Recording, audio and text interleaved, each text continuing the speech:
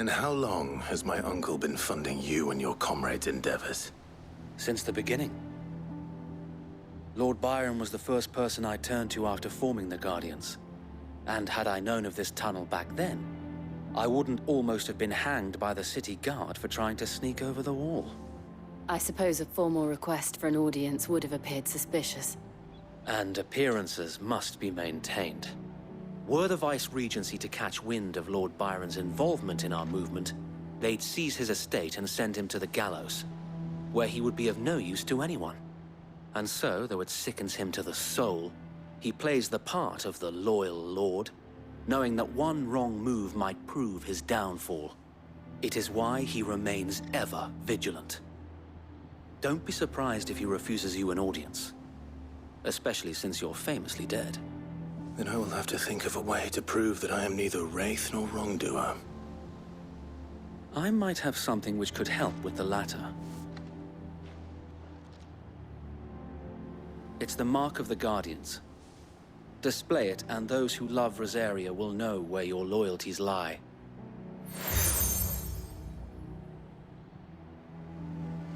I shall wear it with pride. Be sure that you do. I don't want my men attacking you again. Unless you deserve it. If only Sir Tyler could have been here to see you. Or the Lord Commander. Thank you, Sir Wade. If there is ever anything you need. I know. Go on now, my lord.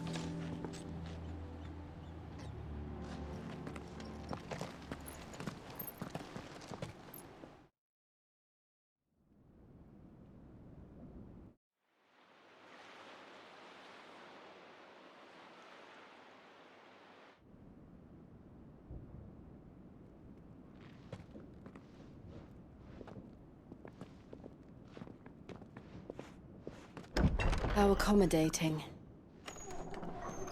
Do you really think they believe we are who we say we are? Not a chance.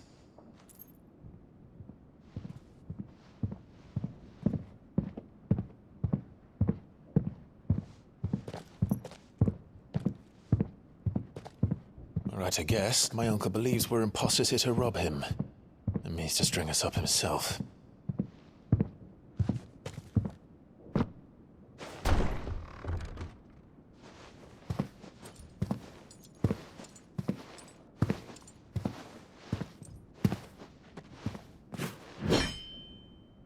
Imagine my surprise when I was told my nephew had come to visit.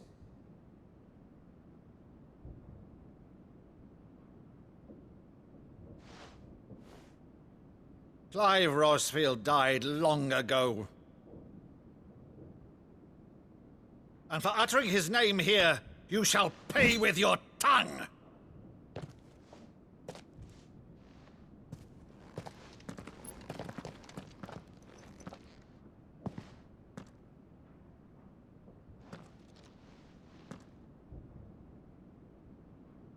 You would mock me as well?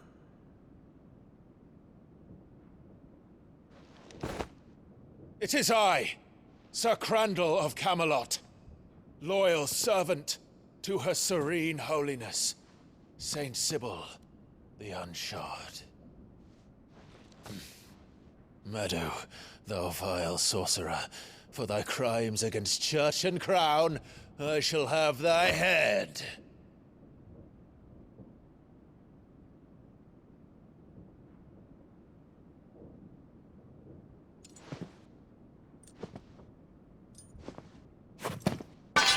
Curse thee, infectious flax wench. Even in death, must thou plague me still? Very well.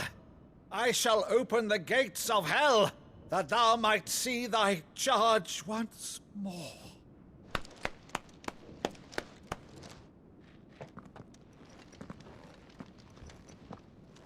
Bravo, Uncle.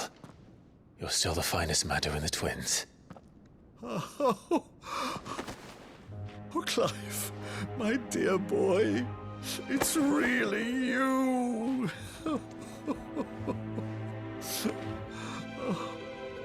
You always always were fond of that scene from The Saint and the Sanctuary.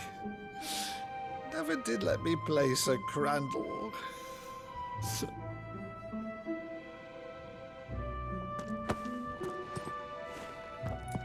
I have a favor to ask, Uncle Byron. Rutherford, inform the kitchens. There'll be guests. We dine immediately. But, Uncle... You can't very well regale me with the tale of your miraculous preservation on an empty stomach. Go on, sit.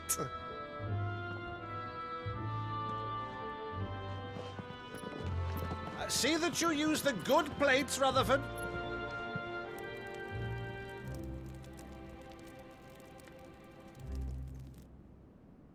So you arrived late to one of her cullings, did you? Since becoming Vicereine, Annabella has been a constant thorn in Rosaria's side, but these atrocities are a new low. Something has changed. Quite what, I don't know, but the woman we knew is gone, and a monster sits in her place. A monster. For better or worse, I've been charged with governing this town, and thus must maintain the illusion of obedience. That's all I can do to aid Wade and his merry band of revolutionaries. So he's told us. You have risked much for Rosaria. Our nation will be forever in your debt.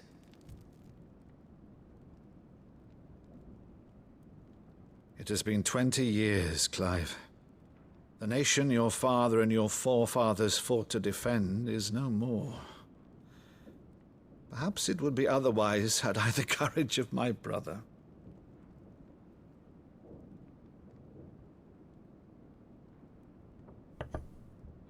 All right, if it's a ship you require, a ship you shall have. I've a galley in port, but recently relieved of her cargo. She can be outfitted for the voyage in a matter of weeks. So you believe us then? About everything? Believe you? Ha! Only a fool would believe even half of the things you claim. But until tonight, only a fool would have believed my nephew still lived. And besides, I have it on good authority that Clive is telling the truth. Whose authority? On your own, of course. You've always been a terrible liar. Is that true? It's not untrue. Let's say no more about it, eh? It wouldn't do to linger on my nephew's greatest failing.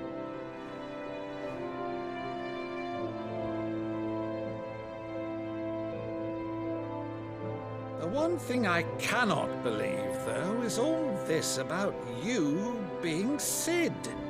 You were always such a good boy, but now you're quite the outlaw. Which, if I'm not mistaken, would make me an outlaw's uncle. Right then, who shall we pillage first? Rutherford, fetch me my cutlass. This will be fun.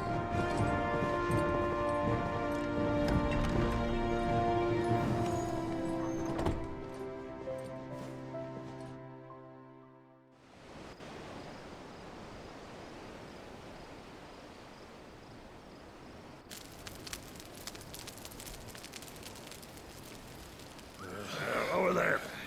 Go on. She's a fine ship, isn't she? Once outfitted, she'll bear us across the boiling sea to Drustinus in the space of 3 days.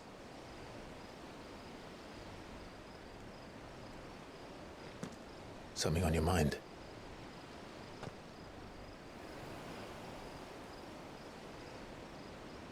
Monsters.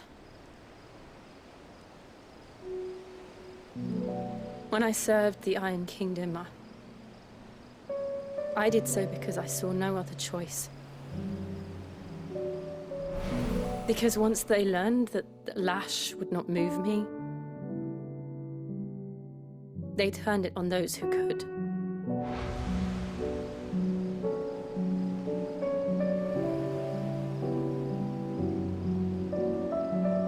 so I became their puppet. I let them pull my strings, telling myself it was not my hand that swung the sword, but another's. I removed myself from the truth so I wouldn't feel the pain it caused.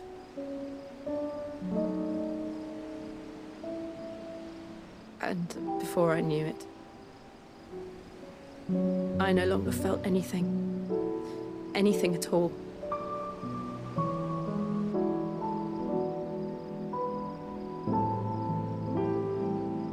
I had become a monster.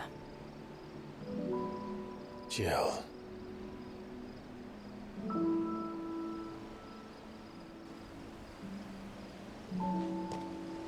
I don't want to be a monster, Clive. Do you understand? I want to choose a different path, a better path. To live on my own terms. But before I can do that, I need to come to terms with my past.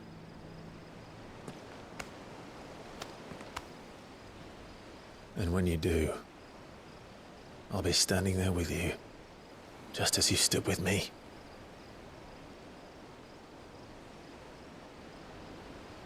Thank you, Clive. I must atone for my sins. Only then, when it's done, will the monster cease to be. Just promise me that you won't die with it.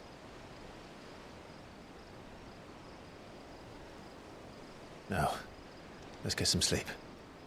The journey back to Benamir is long, and there is much to tell the others.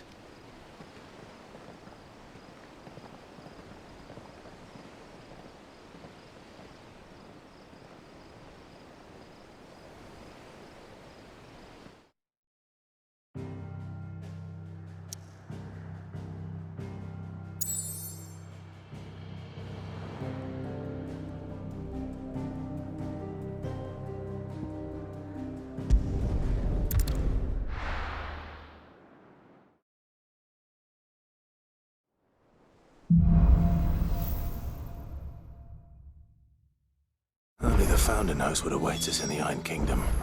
But Vivian could probably make an educated guess.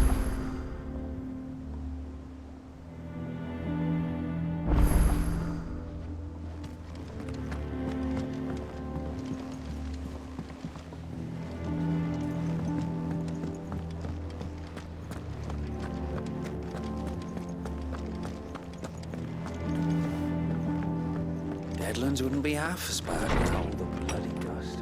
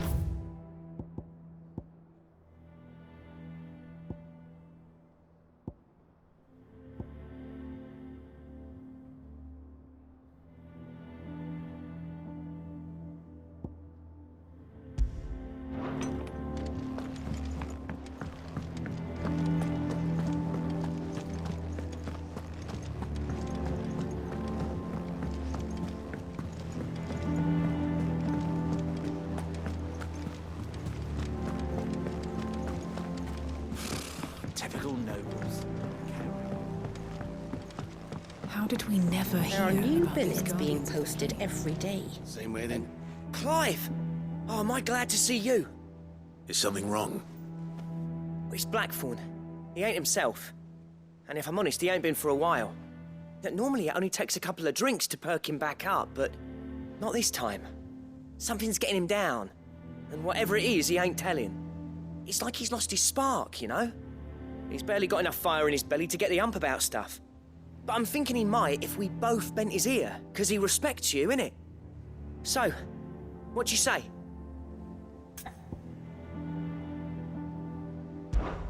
Fine. If you think it will help. I knew you'd understand. But if he doesn't want to talk, we let him be. He'll open up when he's ready.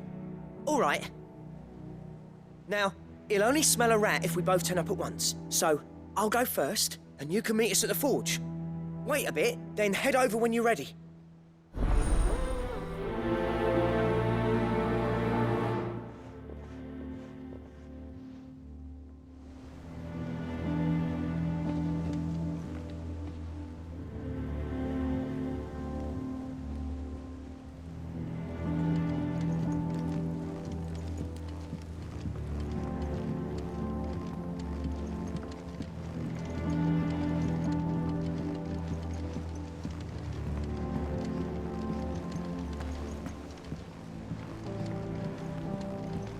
I could have sworn we had a few more.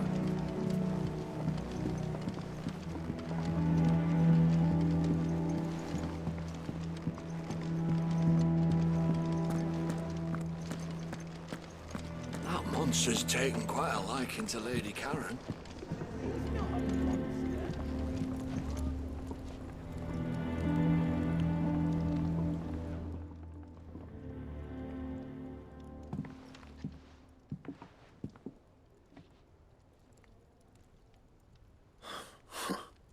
First August, and now you. What are you pair up to? What's it got to do with me? August was worried that something had been weighing on your mind. I thought you might want to talk about it. Did you now? I told you not to stick your nose in my business. What'd you go and do? Clive just wants to help, innit? What's so bad about that? Talk to him. You never know, you might feel better for getting it all out in the open. Please, mate. I'm worried about you. Phil shut you up. It's nothing really. Stupid. Not the sort of thing you bother people about. Why don't you tell us all the same?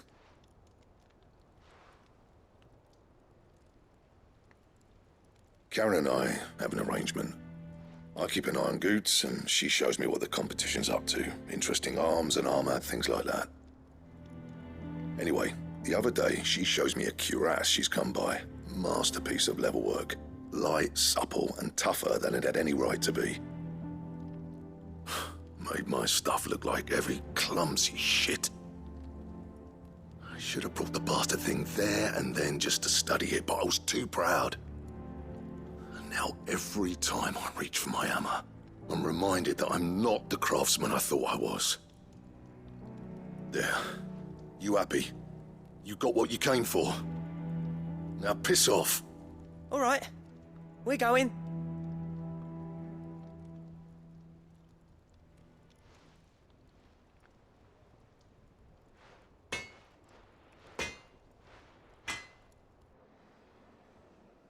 I always thought of old Blackthorn as a bit of a force of nature.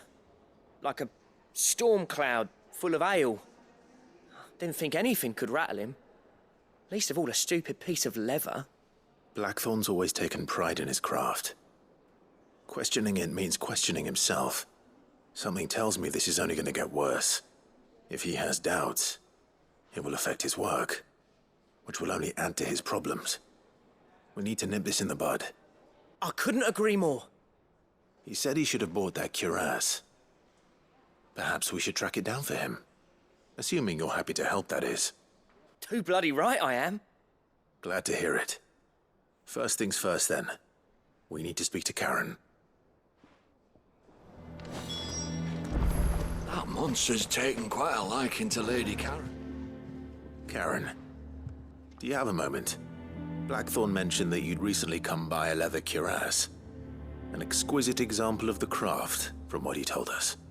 And he ain't been himself since he saw it. So we thought we'd buy it for him. Sorry, sold it already. Didn't think Blackthorn cared for it the way he turned his nose up. But it was nicely put together, that's for certain. Even if the bloke who made it is a bit of an odd one. Happened across him on my travels. Makes all his stuff to order, but the fella who commissioned it refused to pay. He didn't like the colour of summit. So I took it off his hands for a fair price. You don't know where we might find him, do you? Like I said, he's a bit of an odd one. Doesn't even have a workshop. He doesn't trust hunters neither, which means he spends as much time out tracking beasties as he does working their hides. I see. He did tell me something, though. Apparently, his next commission's for a set of griffin hide greaves. Here, there's a griffin on the hunt board. The curse breakers were placing bets on who'd bag it. Now where the bleeding hell was it sighted? Somewhere in Sambrec, maybe... Care Northern, that was it. Thank you, Karen. We'd be lost without you. At least you admit it. So, it sounds like going after that griffin might be the best chance we have of finding our roaming leatherworker. I'll leave the hunting to you if you don't mind. While you get on with that, I'll ask around the markets. See if I can't sniff out who he is and where he's hiding. Good idea. Hopefully one of us will be able to track him down.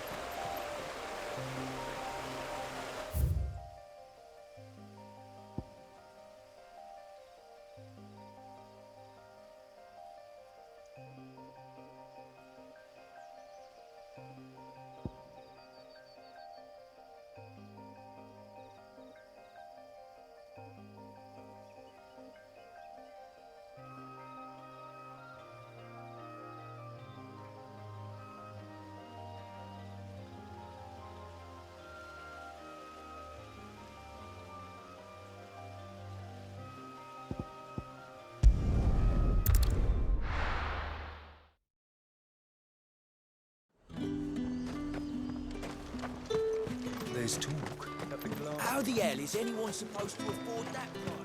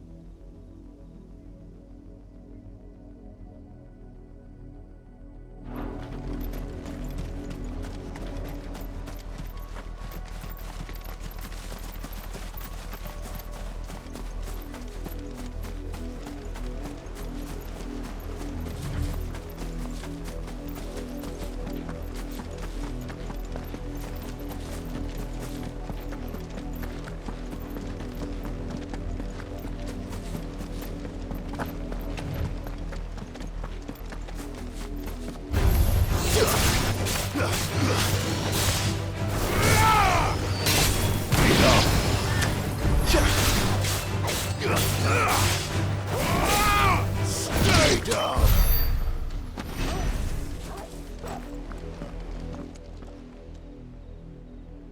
It's the same as the one back at the hideaway. Doesn't seem to be working, though.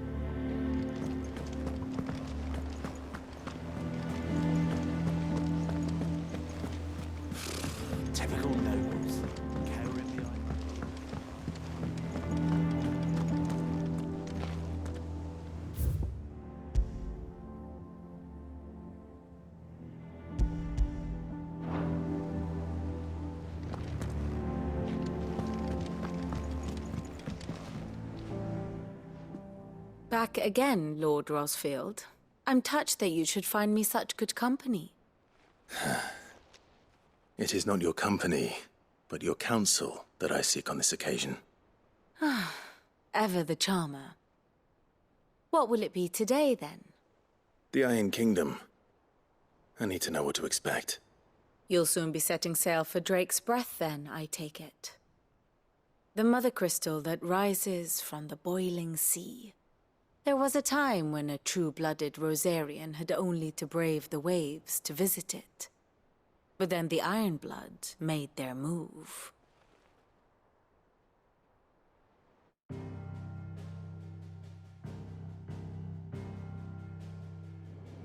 As you know, the Iron Kingdom rules over the islands to the west of Storm. Or rather, its church does. But this is not the pragmatic approach to state religion employed by the Holy Empire to manipulate the masses. No, the Iron Kingdom is the literal embodiment of the crystalline orthodoxy. And so, if one is to understand it, one must start there. As the name implies, the orthodoxy holds the mother crystals sacred, and they do not take kindly to heathens plundering the objects of their worship for the means to fill washtubs and light lamps with frivolous feats of magic. Indeed, the faithful consider ether a sinful thing, a poison no less. And to them, a dominant is an instrument of evil, albeit one they have proven only too happy to turn against their enemies. Some 80 years ago in Northern Storm, Drake's eye collapsed. Soon after, in pursuit of ether and with the blight at their backs, the Northern Territories descended upon the Grand Duchy of Rosaria. And when the Shields of the Flame marched north to meet them, the Iron Kingdom spied an opportunity. A few short days later, the Crusaders landed on the island of Mount Drastanus, home of Drake's Breath, and plucked it from the Duchy's grasp. Rosaria tried to reclaim it, of course, but to no avail. I doubt more than a handful of Duchy men have set foot on its shores in your lifetime. Nor are they like to again, under the Empire's stewardship, meaning the Iron Blood will keep their island, and with it, the foothold they need to march on mainland soil when next they spy an opportunity.